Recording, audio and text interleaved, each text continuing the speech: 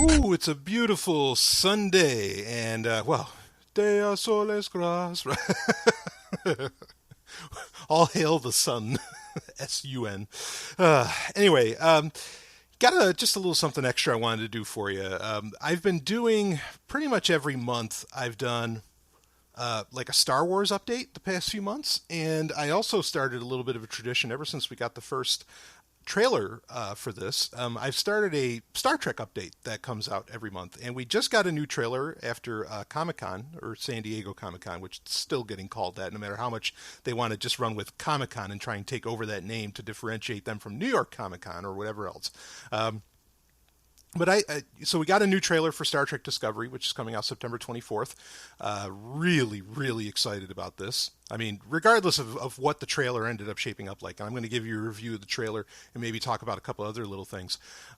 Regardless of what this trailer ended up looking like, am still, no matter what, just excited to have more fucking Star Trek in my life, and not that I don't take in Star Trek in every form that it comes. I mean, be it a video game, be it if you got the newsletter, the recent Sovereign Tech newsletter, we talked about Star Trek Adventures, the RPG game, tabletop style RPG that came out recently. I was on top of that on release day. I made sure to get that.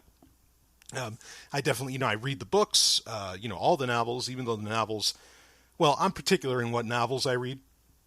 We could talk about that more later, and of course I read the comic books like to no end, because some of the comic books are actually canon, depending upon which timeline in Star Trek we're talking about. So it's not like I don't get any Star Trek in my life, but certainly Star Trek's home has been, always will be, television. I mean, it's tailor made for it, because of the nature and the scope of the story that we're talking about. I mean, as great as it is in theaters, and it always is, in my opinion, it really is always great. I even love Star Trek V. In fact, there's a Patreon episode that you can find if you're a new Sovereign Tech patron, which I know we have quite a few new ones this week. If you're a new patron, I did a whole breakdown, a ranking of every Star Trek movie that has ever been released. And that was a lot of fun to do. So look, I love it when they're in movies, and I don't really think that there's inherently a bad movie out of Star Trek. But really, again, its home is as episodic television. Or with Star Trek Discovery, it seems pretty clear, and based upon a lot of, they had a panel at San Diego Comic Con, they had a lot of interviews and all that. Based upon all of that, this is something that's going to have a much broader story arc. They're obviously, especially with how they're treating the Klingons in this, they're obviously shooting for what every television show, unfortunately, seems to be shooting for. But I think Star Trek could pull it off, which is a Game of Thrones style story and connectivity and and makeup and tissue. And I get it. I understand why everybody's kind of trying for that, and that's cool. I mean, just like I hate Game of Thrones. I think it's one of the worst shows ever made. But I understand that, like how Star Wars back in 1977, when Star Wars came out, how it reinvigorated the movie industry. I understand that, just like I think Game of Thrones really reinvigorated the television industry and has very much led to kind of the present golden age of television that we have right now, which it's true, it is. I mean, and to say nothing of, I mean, Netflix is certainly a huge powerhouse as far as this goes. In fact, I dare say Game of Thrones is kind of the Star Wars of television in its ethos and mythos, as to where, yeah, how would I compare that? It's where maybe Netflix is more the Star Trek of television, where it's more consistent and it's delivering a broader scope of things to you. So we really have like HBO is the Star Wars of the golden age of television, and Netflix is kind of the Star Trek. I think that's a fair comparison that's happened. Not unironically, Star Trek Discovery on the international stage will be available on Netflix. In the U.S., it'll only be available on CBS, but obviously everybody's going to fucking torrent. And I can only imagine that the Sovereign Tech patron RetroShare community, which if you're not a part of that, go to retroshare.sovereigntech.com to become a part of that, is probably going to take care of everybody, making sure they're watching some Star Trek. So anyway, I love the boys that are working hard on that. You guys you're doing the Dark Lord's work, and thank you. So anyway, I want to talk about this trailer that just got released. And well, I'll tell you, I liked the trailer. I mean, it admittedly, you really have no fucking idea what's going on. Like, you walk. I mean, it's 2.5 minutes. There's a lot less.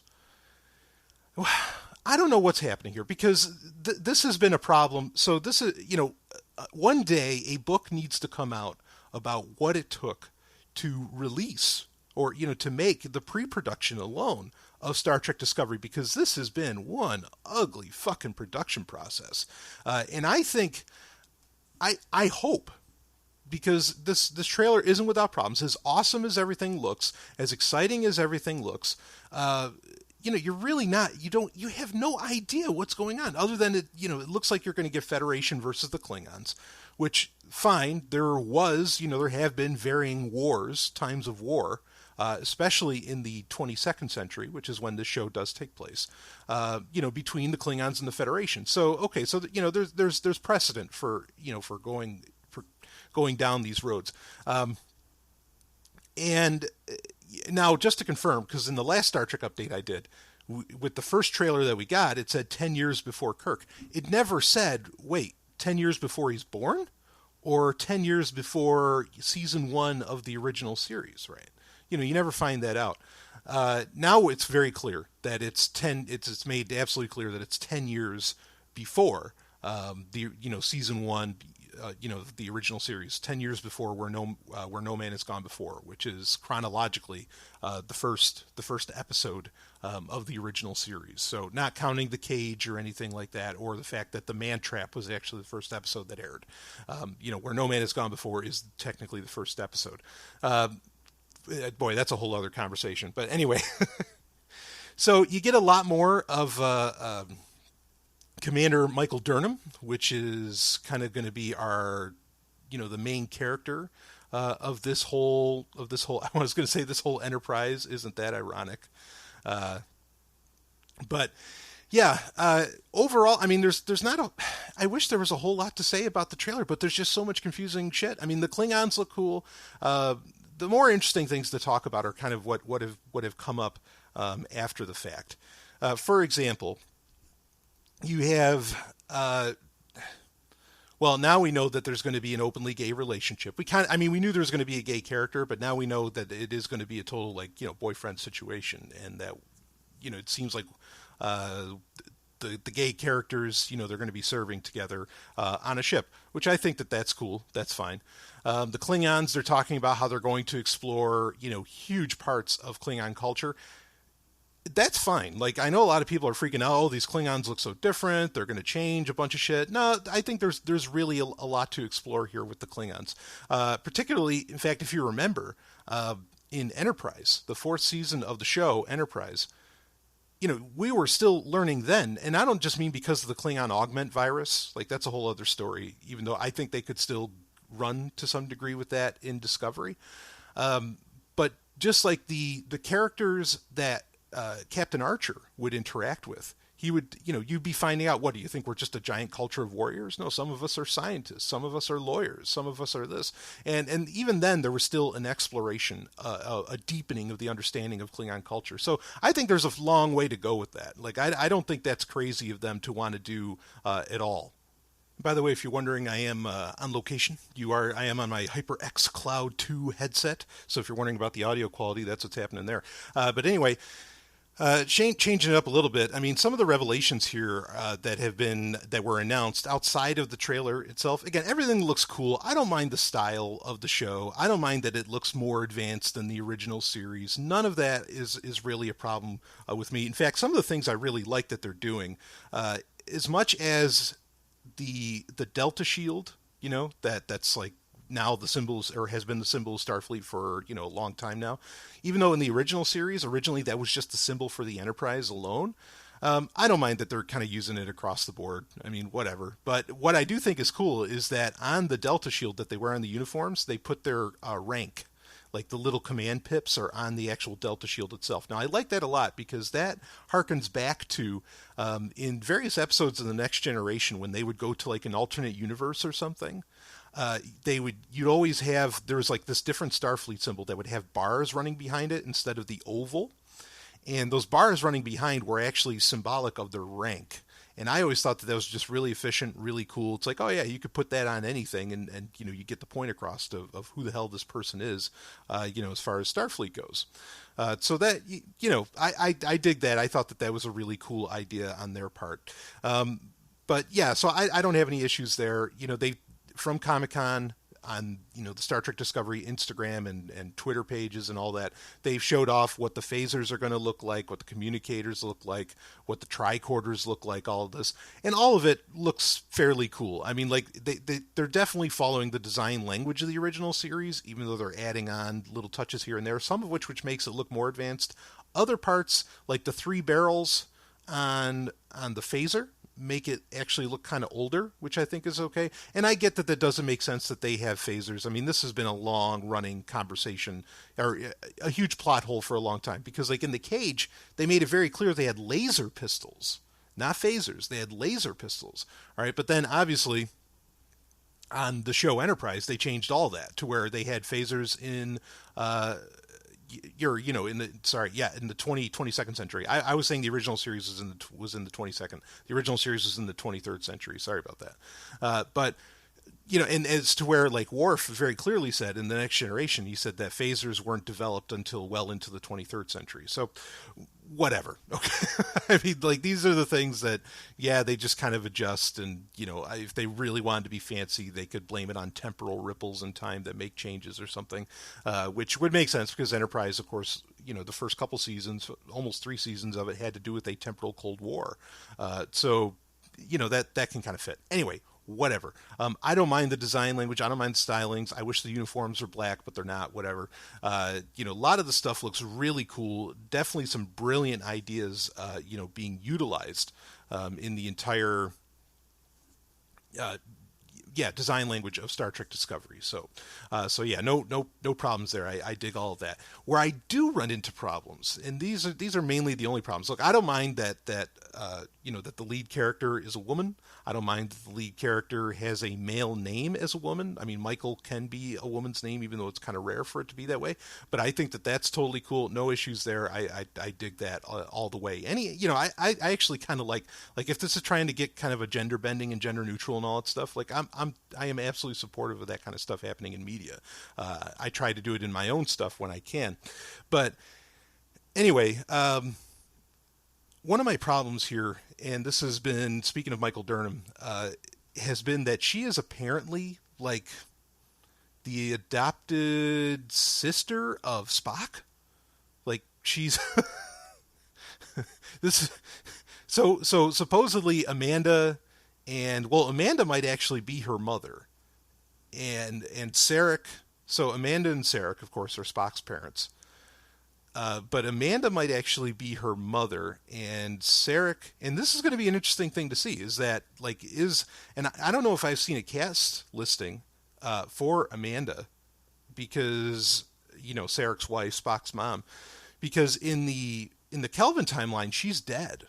As to where in the original timeline, I mean, she lives on well into, well, you see her in Star Trek 4, right? So that's curious what's going to happen with Amanda here. They really can't kill her off if this takes place in the prime timeline.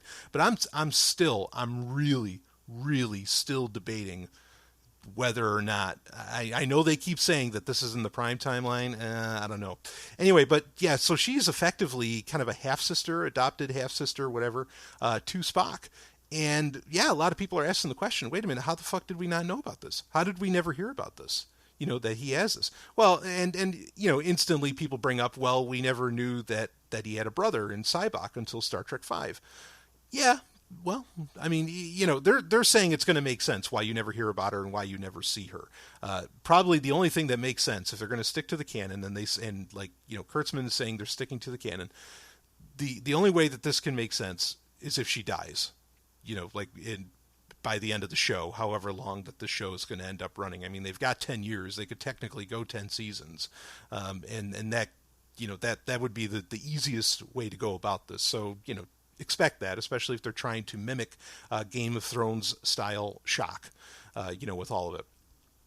So, but this leads to another problem. So whatever, I get it. I think that that's a bad move. There is no need to relate her to Spock. Like They must have some great reason for this, but I don't know what the fuck that could be. Like, otherwise, it just cheapens it. No, just make another character with another great piece of history to them. But my biggest problem is that Sarek, the character of Sarek, you keep seeing him. You've seen him in both trailers, being played by James Frain. Now, I don't know much about James Frain. I haven't watched any of his other work, and I need to do that because he looks like I'll just say it. He looks like a shit actor. Like the way he's delivering the lines as Sarek sound incredibly weak. Like it sounds like a fan film, and I mean that in the pejorative. Like it's bad acting. There's a couple scenes, like intense scenes, where you see him kind of running up and doing a bit of like physical acting, and it looks terrible. Like what the fuck were they thinking?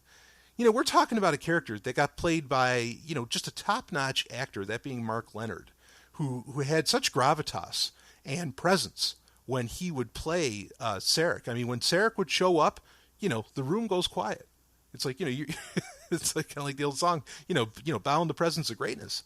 I mean, Mark Leonard delivered. I've seen Mark Leonard at conventions. I mean, it just a sweetheart of a man.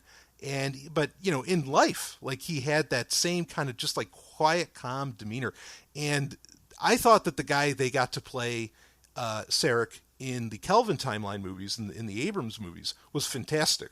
Like he had that same calm demeanor, whatever. But this guy's playing a significantly younger version of Sarek, and he's terrible. Like this is the one. I don't even, like I said, the Klingons, whatever they're doing with the Klingons, I don't care. That all sounds great. The actors involved, I think, are fantastic. No problems there. James Frain as Sarek, this is a huge weak spot. I am hoping, here's what I'm hoping, and this is why there isn't necessarily a whole ton to comment on the trailer itself. As great as everything looks in the trailer and as confusing as it makes the story, okay, the biggest thing is that I'm hoping that some of these scenes are really just there for the punch in a trailer, that they're actually not part, or that they're different cuts of what's actually going to end up being the show, because everything I've seen of James Frain looks like shit, sounds like shit, is bad acting, or at least maybe he's a great actor, maybe he just can't play a Vulcan well, I mean, a Vulcan there is a type, there is a certain style that you have to deliver that he's not fucking delivering. I am so disappointed in this choice of, so far, of just the few clips that I've seen. Otherwise, everybody looks great. I mean, you have Jason Isaacs, playing Captain Lorca of the Discovery. I mean, Michelle Yeoh. No arguments for me about having Michelle Yeoh. I mean, she's a goddess. I mean, please. Everybody else looks fantastic. Just Sarek is killing this whole thing. And in fact, that whole Spock connection, like I said, they've really got to deliver something big with that. You've got to give us a really good reason why you're going forward with that. You got to give us the reason why you're making that, why you've decided to go with that story, because, ugly. I don't know. Right now, it doesn't.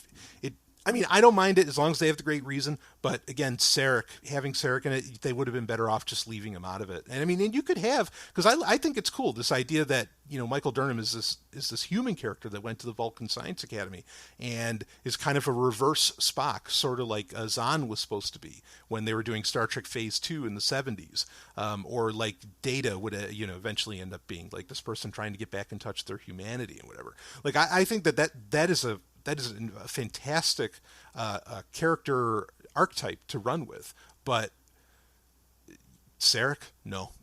So that's pretty much what I have to say on that. There's not a whole lot really to break down with the trailer.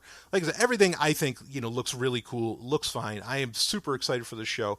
Very excited about. There's going to be a novel that comes out around the same time that it's released, and it's going to be a canon novel. I'm also excited about that starting to become a thing where.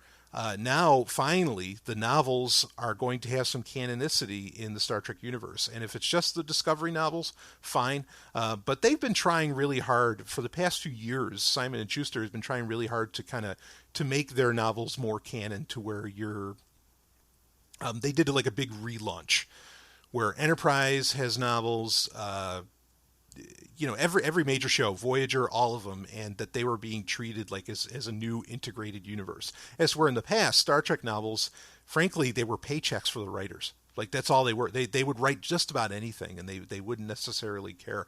It was such a mess. I used to read Star Trek novels all the time just because I needed to have, as a kid, just and as a teenager, because like, oh no, I just need more Star Trek in my life. But for a while I stopped because eventually you realize, okay, none of this has any real weight or meaning, and a lot of the writers were, unless it was like a major series, kind of like the Mirror Universe series that they would do, or the Section 31 series or something like that. Unless it was something like that, like it just, it really wouldn't mean much to you, like unless they had like that massive story that was really cool. But that appears to be changing, and I mean, and it's been something seemingly in the works. Not that the novels for the other shows are technically canon, but Simon and Schuster started taking things seriously, and I love it. Like they have, the Titan series, I think is fantastic, which that actually, the Titan series is really the first Star Trek series, if you want to count it that had an openly gay character, the engineer on Titan, on the ship Titan, which is commanded by, Captain Riker, William Riker. That had an openly gay character. But I mean, some of those other stuff, like Peter David's work with Excalibur was really, Star Trek Excalibur, awesome. Those are some of the best Star Trek stories ever, whether it's on TV, the movies, or books, or you name it. So I think that's cool that Simon & Schuster is taking things seriously. I think it's really cool that we're going to get canon novels because obviously there's going to, just from watching the trailers alone, there's a lot of story to tell here. This is on a very grand scale, it appears. So I think that that's cool, and I'm looking forward to that. There's also, this is kind of cool, and really nice fan service. There's, I think in October, so this Discovery novel comes out in September, but in October there's going to be a Prometheus, a Star Trek Prometheus novel coming out. Now again, I don't know that it's canon, but the Prometheus, which was this awesome ship that you saw in Voyager that can like split into 4 mini ships and all this, they're finally going to give it a story. The Prometheus is like so many Star Trek fanboys' wet dream. And so for it to finally get some stories and for it to get some use and all that, like that's going to be really cool. So I'm excited about that novel as well. And I guess I just want to end off, with the Star Trek comic books. So far, everything's still going. Like I gave Star Trek Boldly Go really high marks as a comic book because it's continuing the story from Star Trek Beyond, which we're still not sure if we're going to get a Star Trek 4 in the Kelvin timeline. We don't know. That's very much in the air, but it's starting to look like, yeah, it's going to happen. Anyway, but for now, you've got the comic books. You have Boldly Go to read, which, still covers the character of Jayla. I've been very pleased with that, but man, there's the new series Star Trek Mirror Broken, which I think there are only 3 issues in, and there's an issue 0. This is all a storyline about the Mirror Universe that I mentioned earlier, where you find out, and I think this is, so spoiler alerts, I think this is so cool. You find out that when they revisit the Mirror Universe in television in Deep Space Nine, you find out that the Terran Empire kind of fell apart. Like Spock's reforms kind of made everything fail. But now you find out with Mirror Broken, and again, I don't know that it's exactly canon, but there's really no reason that it couldn't be. You find out that actually just the Terran Empire kind of got pushed back to Earth, to the Earth solar system, and that you have like patrols in the Earth solar system and everything. And Picard's there, and he's commanding his version of the Stargazer, in the Mirror Universe, and the whole thing is about this heist about what's called the Enterprise, or like the Galaxy Project, which is, even though you don't really see it, you assume is the Galaxy class USS, or in this case it would be ISS because it's the Imperial, the Terran Empire, the ISS Enterprise. This comic series is awesome. The artwork is literally the highest possible grade that you could possibly get. It's Alex Ross style artwork. In the Star Trek universe. They are doing this so right. And the characterization, the little differences and everything, like Data having like some Borg parts to him. The Inquisitor, that being Deanna Troi, is sexy as hell. Captain Picard is jacked. I mean, and you even see him. He's working out in the gym. They're making it implicitly clear. This is a tough ass dude, but then he still has those Picard kind of that warrior poet mannerism. But then, he's jacked. And he's got a little bit more of like kind of an evil edge to him. He's already just one of my favorite Star Trek characters of all time, is the Mirror Picard. It is so cool. If you are looking for some Star Trek right now, get jumping on those issues of Dark Mirror. I forget. I don't know if it's a 4-issue. I forget if it's a 4-issue or it's going to be a 6-issue miniseries. But they could take this. I mean, they could run with this forever. They could do a full series. Definitely not with that level of artwork that they could do this as a full series. But I would be so happy if they're just like, yeah, okay, we're going to do Mirror Broken, which that's the title of the miniseries. We're going to do Mirror Broken for as a monthly run. Great. That would be awesome. So a lot of cool stuff happening in Star Trek. It's a very exciting time. And I'll admit, just saying, like Disney's really now, yes, the road to producing Discovery was a very ugly road. All right. But there's so many cool things kind of happening outside of it. I'm feeling pretty good about Star Trek. I have to say, I'm not feeling the same way about Star Wars right now. I am very, very worried about what is happening with Star Wars. Disney may already be killing it. Shit is so ugly with that. Maybe in the next Star Wars update that I do, which I won't do that until I read the new Inferno Squad book, which comes out in a few days. Just before, I think, July 28th it comes out. I'll do an update after I read that, and we'll talk about it, and then we'll talk about everything else that's going on, because it's fucking insane. It's crazy what's happening. Like, and I'm really, really worried about what the hell Disney's doing with Star Wars. I think Episode 8 is going to be great. Don't misconstrue me. But after that, I think everything is up in the air after what happens with Episode 8. So anyway, so Star Trek, very exciting things going on, and I hope that it continues to grow. I hope that Discovery does well enough. In fact, I wouldn't be surprised. I know a lot of people, myself included, want the next movie for the Kelvin timeline. We want the sequel to Star Trek Beyond. I wouldn't be surprised if there's no news about it and nobody's talking about it because they don't want to interfere with the excitement around Star Trek Discovery. And they could be waiting to see, how does Discovery take? If Discovery takes well, obviously Paramount's going to be like, well, fuck, let's make us a movie. Let's do it again. Let's hop in the saddle. And I think that could happen. I am fairly confident we're going to get a Star Trek 4, and that there's really no reason to stop making these movies. I mean, we could, Chris Pine's a young man. They could be making these movies all the way, just like they did with Shatner with Star Trek 6, where, he starts touching his 60s. I mean, I'm all about watching Chris Pine in his 60s. It's fine with me. So anyway, we'll see how this goes. But yeah, the trailer looked good. No real problems other than it didn't really do much. You don't really get a lot of story. Everything's good except for Sarek. That is the big problem here. And they can easily just drop the character. They don't have to keep him around, so it's not like it's something that can't be solved. But they need to do something about that. I'm a little worried about that one. But I am totally on board for the adventures of Commander Michael Burnham. I think she looks fantastic. I think this is going to be a really cool character. And that's it. So, more content should be coming out this week. Of course, you'll have your Wednesday Q&A, and then some other things. And everybody's really been digging Sex and Science Hour came back. Everybody's been loving that. Don't forget to sign up for the newsletter. Already got a ton of signups. Thank you so much for that. zog.email if you want to sign up for the newsletter. And I will see you. Yes, don't worry. You're getting an all-new Sovereign Tech this weekend. We're going to review War of Planet of the Apes, and I might do a double review and review Valerian as well. Man, hot stuff. So I will see you on the other side.